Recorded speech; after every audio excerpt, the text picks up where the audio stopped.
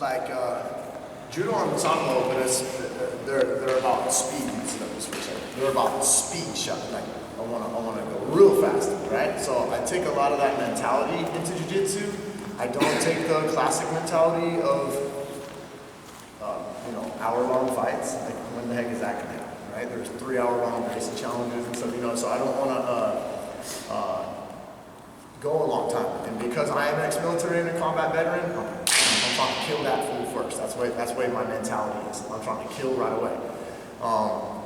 Of course, we want to train and have the endurance to do 5, 10-minute rounds, 20 minutes, whatever you guys training for. But in reality, I'm trying to go for the kill quickly. You can also, if you're going to compete, you have to be in shape in order to make it to the rounds. You guys don't have to worry about that. You're all studs. But I'm talking about the normal person, right? So they have to be able to last the whole round. So if I'm going to go compete or teach my students to go compete, then they're going to have the conditioning to go through the entire round of a match, okay?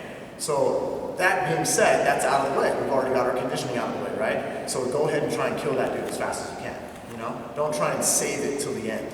I don't like that. And I don't like defense. I have to learn defense. I have to learn how to play from my back. I have to learn that. It's a great part about jiu-jitsu. There's two sides of the game at all times.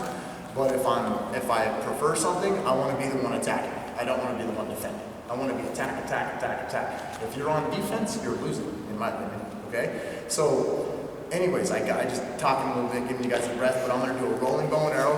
I got it from Sambo. It's on my YouTube, like I was saying, from friend Jim Miller. But I'm going to explain it, and then I'm going to show you how I hit it in transition, okay? So I have a collar grip, just like how we had before, and I'm going to get my leg in this space right here. We already know the bow and arrow. The leg goes across the body, right?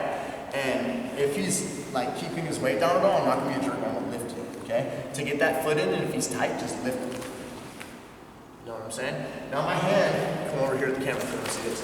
My hand's going to literally be on the side of his butt, because usually there's no space here, right? Even if he does, I can fit my hand in, I don't have a grip. But in transition, it'll become that arm hug of the leg, okay? So we don't hurt our neck, we're going to look towards the head, all right? And then we roll over our shoulder. At this point, I swing my right leg, and I'm going to kick him with my other leg. All right, so he lands all the way over. I can get my grip, boom, I can get my tap, okay? So, so without stopping though, I won't go super fast, but I will speed it up just a little bit. Fluid, boom, and I usually land with my feet this way instead of crossing so I can land and then I cross, okay? Boom, I get my tap. So, the way that I get this in jiu-jitsu is how some of you accidentally, at this point, this guy, get on your knees. All right, so that guy got on your knees when you were coming back up and he didn't stay on his side. You know what I'm talking about? So when someone does that, that's where I hit this in jiu-jitsu. Make sense? That's where I have found I hit it a lot.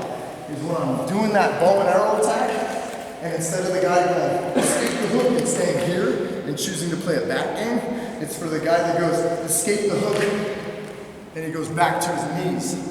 That's when I come up and follow with the rolling bow and arrow. Makes sense on the transition, okay? I don't typically go for it from the turtle. You can do it, and you gotta respect it from the turtle, and respect that collar grip, because it's a death grip, right?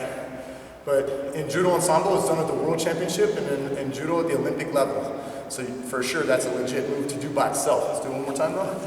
But where I'll normally do it though, for me, is gonna be in transition, okay? So first, let's do it here, just from turtle, so we learned a little bit. I lift them up, and notice my foot is, it's flat here, I don't have to be out, it's inside.